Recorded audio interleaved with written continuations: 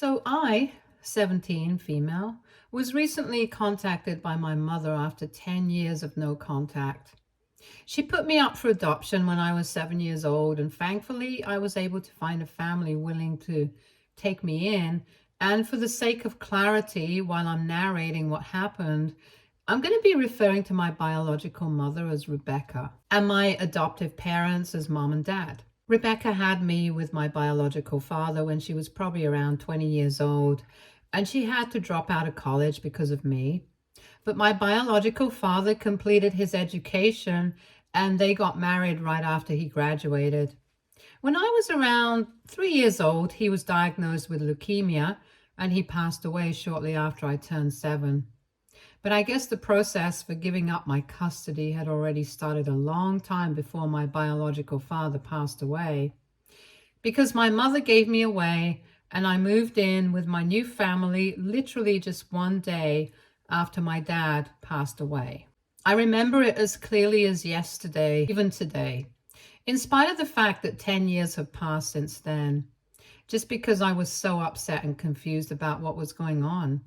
I remember being told by several people that I would be just fine, that my father was in a better place and stuff, but all I wanted to do was see how he was doing. He had been pretty sick, but he was always there whenever I wanted to see him. But I wasn't allowed to even say goodbye to him after he passed away.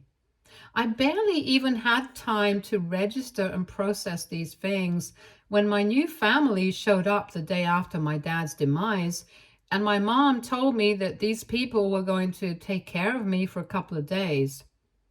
But days turned into weeks and then into months and eventually years, and I kept waiting for my mother to reach out to me, and I remember crying a lot about this initially because I thought that my mother and my family had abandoned me. But a few weeks after my mom and dad took me in, my biological grandparents came to see me, and they have been in touch with me since then. Back then, I was too young to be told the truth, but when I was around 14, they could not evade my questions anymore. I just really wanted to know what had happened with my birth mother, because I was well aware of the fact that I was adopted. I just wanted to know why all of this had happened, since I distinctly remember getting along well with my birth parents when I was little. So I don't know why my mother suddenly gave up custody of me and put me up for adoption. Anyway, I found out the truth from my grandparents and my mom and dad eventually. So apparently, after my biological father's diagnosis with leukemia, my mother was devastated, but instead of being there for him, she started an affair with my uncle. That was horrifying in itself. But nobody even knew about it until 6 months before my dad's demise, since his health had started worsening considerably at that point of time, and my uncle and Rebecca did not think there was any point in hiding their affair anymore, because she knew that she wanted to be with him. And as soon as my father was out of the picture, she was getting together with him. So Rebecca and my uncle told their parents about it, and my grandparents were obviously disgusted with what was going on. But for the sake of my sick dad's sake, they kept their mouths shut about it because I was too young to understand. And they did not want my father finding out about any of this because he was already going through a lot as it is. And around the same time that they came clean about the affair to my grandparents, my uncle and Rebecca also announced that they were not willing to raise me and were considering putting me up for adoption. There was a lot of hue and cry about it, but Rebecca was pretty firm about what she wanted. Apparently, she said that she had been much too young when she had me, and she didn't even want to be a mother. She did not feel ready at the time, and it was only because of her parents' insistence that she had me and got married to my father. Had her parents not pressured her, she probably wouldn't have done either of those things, and her life would have been very different. So now that my father was going to be out of the picture, she did not want me either, and she was going to put me up for adoption. Now, it was obvious that they could not send me away as long as my father was alive, so they waited until he passed away, and after that, they allowed my mom and dad to finally take me in. Even my adoptive parents were very shocked by the kind of situation that I was in, but they really just wanted to adopt a child and complete their family since they had been struggling to conceive for a second time after the first pregnancy, and it was too risky for my mom anyway. I know that my parents probably wanted to adopt a much younger kid, but they told me that they hadn't heard about me from any adoption agency. It was actually one of my mom's cousins who told her about my situation, since she used to be friends with Rebecca back then. And as soon as they heard about me, they knew that they had to get me out. They didn't even care about my age and spoke to my mother in person without any agencies involved. My mother also agreed to let them adopt me because even she was struggling to find someone who was willing to adopt a 7-year-old kid through the agency. They spoke to Rebecca 4 months before my dad passed away. And a couple of weeks before his death, everything had been finalized, and even my mom and dad had believed that after my father passed away, I would probably be staying with Rebecca for a couple of days at least, but she sent me away literally the next day. After I found out about the truth of the situation, I was really glad that Rebecca had decided to put me up for adoption, and I had been lucky enough to find such wonderful parents, because people mostly go for younger kids when they are adopting. I found a really wonderful family. I love my mom and dad, and my older brother and I couldn't be happier. I also have literally 4 sets of grandparents. So you can imagine how spoiled I've been right from my childhood. Nobody kept in touch with my uncle or Rebecca after my dad passed away, and they were not even there for his funeral, which had to be organized by my grandparents.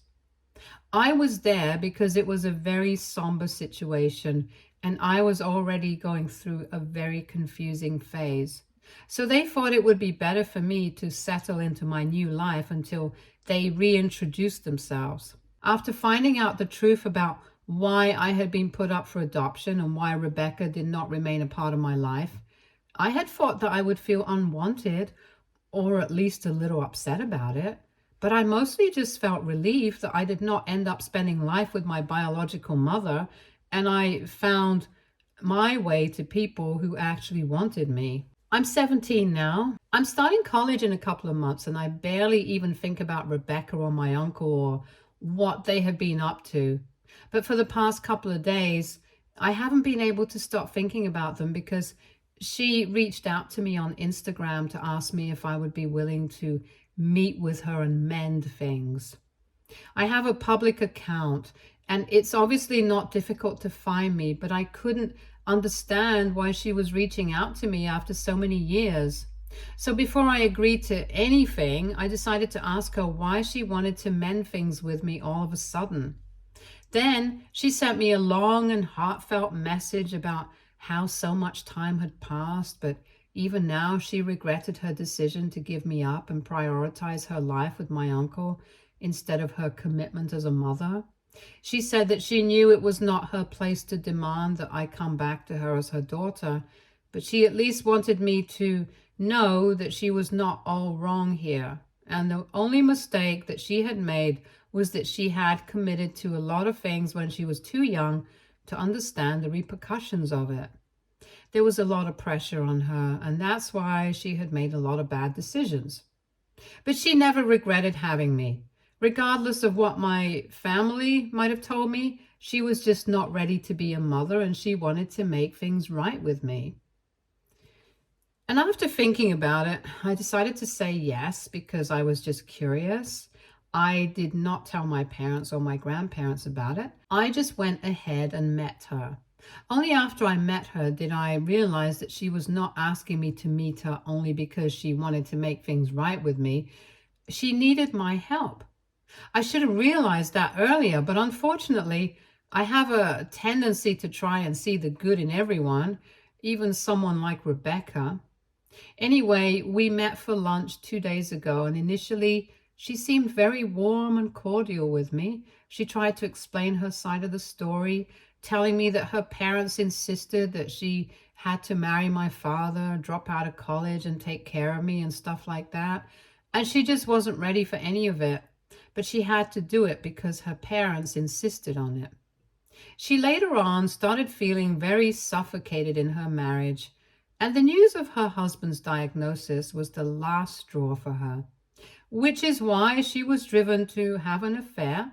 She did not regret it because she believed that my uncle was the love of her life, and she was glad to find them because she has been happily married to him for the past 8 years. Well, talking about my uncle, she started crying and told me that right now her marriage was in trouble, and that was part of the reason why she had come to me. She said that she needed my help in reconciling with her parents, and not just them, but also my father's parents.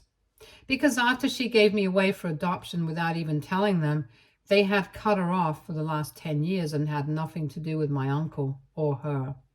Both of them had been fine with it in the past, but for some reason, my uncle had recently started fighting with Rebecca a lot because he wanted to reconcile with his parents, and he knew for a fact that they would never accept him back in their lives after everything that had happened. And for some reason, he was blaming Rebecca for it because he believed that if she hadn't been so hasty in giving me up to my adoptive parents and had waited for a bit, then things wouldn't have gone so sour between all of them. So now the only solution that she could think of was to get me to talk to my grandparents and convince them to reconcile with my uncle and her. And maybe then she could save her marriage from falling apart because she and my uncle had been fighting a lot over the past couple of weeks. And she couldn't think of any other way to deal with the situation apart from this. Honestly, there's nothing that I regret more in my life than having gone to meet that woman, because clearly she was not there to genuinely apologize to me, to offer an explanation to me, or even to make amends like she claimed. She was only there because her marriage was in trouble, and she thought that I could help her out. If I could, I don't think I would want to do that because she does not deserve my help after how selfish she has been. After hearing her out, I told her that her crocodile tears were not going to work on me, and I was about to leave, but she said that if I had been in her place, I would have understood her situation better. She said that she had been forced to become a mother when she wasn't even ready to do it mentally. And in spite of that, she had tried her best to be a good mother to me. If I couldn't even see that because I was so brainwashed by my family, then that just meant I was no different from the rest of them. That just really ticked me off because so far, she had only been a mother to me for 6 or 7 years. And even then, she had all the help in the world. And I was pretty confident that she had not been told to drop out of college by my grandparents. That was her personal choice. They had told me several times that my mother had chosen to give birth to me. They had not insisted on anything, but had only advised her to have me and then see where it goes. She was the one who misconstrued it as pressure from them. And if it came down to choosing whom to trust between those two people, I would obviously pick my grandparents. So I told her that she could sell her baloney somewhere where people would be stupid enough to buy it, since I was not. I told her I did not believe a word of what she was saying, even though I'd been willing to give her a chance to be honest and make amends with me like she said she wanted to. But she had cheapened her apology by trying to get me to fix her relationship without even trying to do it herself first. I told her that I was not obliged to do anything for her, since we did not have any relationship. She might have given birth to me, but it was my mom who had raised me, not her. Then I walked out of the restaurant and went back home after that. And once I got back home, I realized that she had texted me, and it was a voice note of her crying. I could tell that she was still inside the restaurant because I could hear the background noise, and that's why I felt a bit guilty, because I'm pretty sure you have to be really devastated to start crying like that in a public space. Anyway, she was crying and saying that it was really horrible of me to say that we did not have any relation, because no matter what had happened, she was still my biological mother, and I was her flesh and blood. And regardless of everything, she still considered me her daughter. But I don't know what to tell her. I really just don't consider her my mother anymore. And I don't really want to feel bad about it because I don't think it's necessary. She hasn't been my mother for the past 10 years. I just feel messy and conflicted because of the way she was crying on the phone. And even now, I haven't been able to bring myself to block her. I don't think of her as my mother, but she's still a human being who had a connection with me. So, AITA for telling my biological mother that I don't consider her my mom anymore. Edit. Hi, so I thought it was very clear in my post that I haven't told my family about it. I don't think they would be on board with my decision to go meet Rebecca, and that's why I did not tell them before I made my decision. I know I owe this to them, and I'm definitely going to tell them, but for now, I just wanted this to be something that I made a call on by myself. Besides, I knew that if I had told them about it, they never would have let me meet her because all of them hated her. And rightfully so. I know that for a fact. I guess I just wanted some closure, and that's why I went to meet her in the first place. I didn't know what I was expecting. I knew that she was going to apologize, and I just wanted to talk to her one last time, I guess. It's just that her reaching out to me brought up a lot of mixed emotions, and I guess I wasn't thinking straight. But whatever it is, I did go to meet her, and it's done now. And I don't think I would change my decision if I could go back in the past and do it. I needed some closure, and I got it, and I don't regret what I did. Sometimes you just have to forget about everybody else and do what you think is right. Even if it's a mistake, it's going to be your mistake. And that's what I believe. Update 1.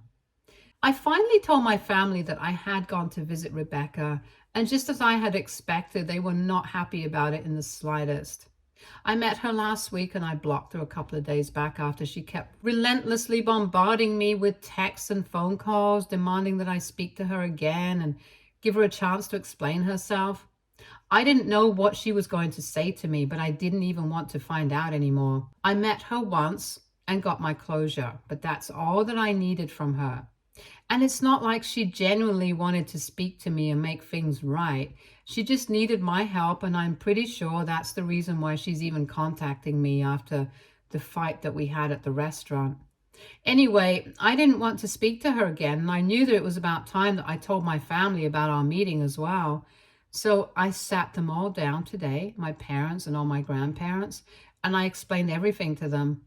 My parents were obviously upset that I hadn't discussed this with them, and I had just taken off without telling them who I was meeting, but they still seemed to understand. It was my grandparents who were really upset with me. They scolded me a lot, and I heard them out patiently because I deserved it. I should have spoken to them first. Mostly they were just worried that my mother would have tried to brainwash me and tried to make them look like the villain since they knew her well enough to expect it. After they were done, I told them that the only reason I had met her was because I needed some closure, and I did not expect everyone to understand immediately why I had that thought process. But it was something that I needed to do, and I did it. The only thing that I was sorry about was that I did it behind their backs, but I promised them that I would never be dishonest with them ever again. And that seemed to pacify everyone. And then we started discussing the reason why Rebecca had called me there, and the things that she had said about my uncle wanting to reconcile with his parents and stuff. The one thing that all of us could agree on was the fact that there was definitely more to the situation than we were being led on. If she was trying to manipulate me into getting back into the family, it meant that they were probably in trouble and needed some sort of help. And since Rebecca had said that her marriage was in trouble, and she had definitely seemed very distressed when she was on the phone, and even when she met me, my grandparents deduced that she was probably being truthful about my uncle being pissed at her now. Whatever the truth is, we're not going to interfere because it's not our place to say anything. My grandparents were very clear about it. They said that they had stopped considering my uncle and Rebecca their family the day that they announced that they were together while my father was still sick. The last of it, when my mother just gave me away without even talking to them or giving them time to explain things to me. They just got lucky that my adoptive parents were kind enough to continue to allow them to be a part of my life. So long story short, I have now blocked Rebecca.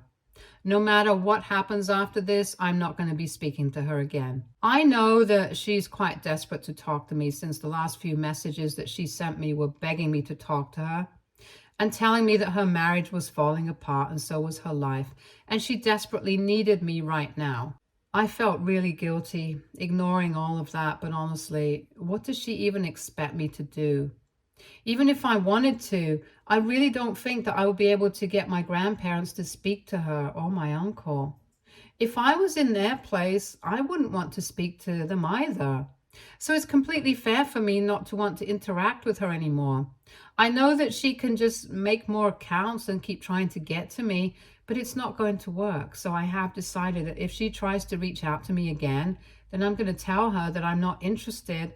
And if she bothers me, then I'm going to report her. I did overhear my grandparents discussing potential reasons as to why my uncle would want to contact them again after so many years. And they had been speculating that maybe they were having financial trouble. Since nobody from our family has been in touch with them, we don't really know what they've been doing. We know for a fact that they are still living here in the same city, but we don't know what they do for a living. Rebecca used to be a stay-at-home mom when I was living with her, but now I don't know.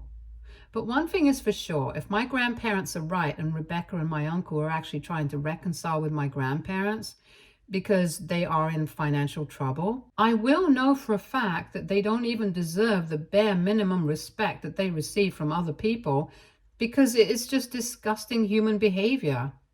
Reaching out to your daughter who you haven't spoken to in a decade so she can fix the situation with your parents just because you need money, that's literally one of the cheapest things I can imagine people doing. And yeah, I really hope that she gets her comeuppance if that's actually the case here. Update 2. Hey, so she reached out to me once again today. I had blocked her everywhere about 10 days ago, and after a week passed without any sign of her reaching out to me again, I thought that she had given up, but somehow she was able to find out where I go to school, and I guess that's why we shouldn't put out our personal information on public platforms.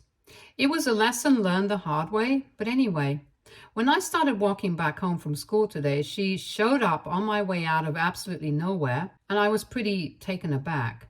It happened about a block away from school, and I don't live very far from my school, so I usually just walk home, but she showed up in her car and started yelling at me to get in.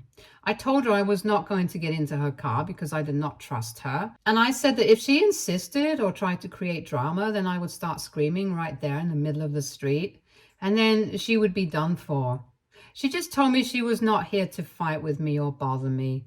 She just wanted to talk to me, and she did not even care if I was not going to help her to reconcile with her parents. She just wanted to speak to me and reconcile with me at the very least. She claimed that everything had gone wrong the last time that we met, and she just wanted to make up for everything. She knew that I was going to misconstrue everything that she was saying as fake and think that she was putting up an act, but she wanted to tell me that that was not the case, that she really would love to make things right with me. I could literally hear how desperate she was in her voice, and I don't know why. I know I should have felt bad for her, but I just felt annoyed. So I told her to leave me alone. I did not want anything to do with her, and that's when her true colors started showing again. I'm actually pretty proud of myself for not falling for her act the first time around, since she was pretty good at pretending that she was sorry, and she really wanted to make things right with me. Anyway, as soon as I told her to leave me alone, I guess I had a bit of a tone, and she completely freaked out at me because of it. She started cursing at me and said that she was trying really hard to talk to me politely, but if I was going to be like this, then she was going to make sure that she screwed up my life. The woman literally started threatening me, saying I had better watch my back and stuff now. But I just found it very amusing, because what was she even going to do? Anyway, I just continued to walk while she cursed at me, and eventually she just drove off after flipping me off, and I was so relieved. Once I got back home, I told my parents about it, and once again, everyone gathered around to discuss what was going to be done. Since she has threatened me, we have grounds for restraining orders, so we are guessing that we are probably going to go that way. And I don't have an issue with it. I would actually prefer that so that she cannot bother me again and again. Update 3. So a couple of days ago, my parents filed for a restraining order against Rebecca, and after she was served, that's when my uncle decided to reach out to his parents finally.